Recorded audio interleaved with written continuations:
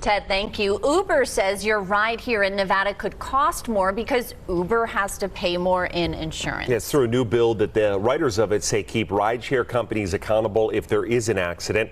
8 News Now reporter Ryan Maffey reports.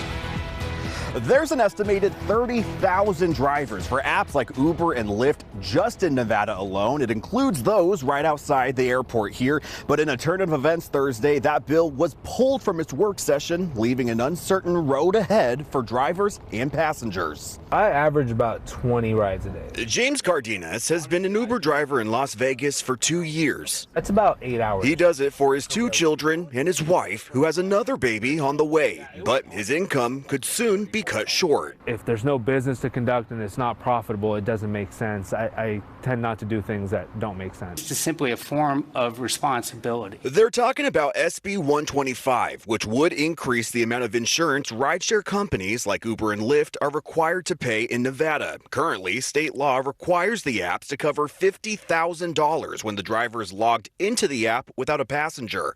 But Matthew Sharp with Nevada Justice Association, which helped write the bill, told the Nevada Committee of Revenue and Economic Development in March that it's not enough. Once I accept the ride, my private insurance company no longer covers me.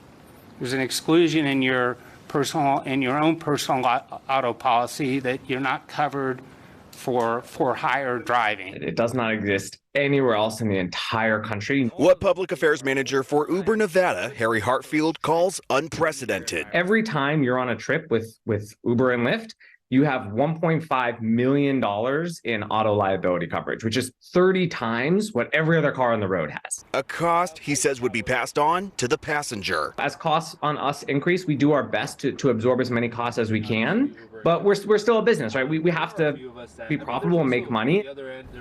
Now, there were not enough votes to move it forward after a committee member changed their vote against it, and it is unlikely to make any more moves across the legislature since the deadline to pass out of committee is this Friday.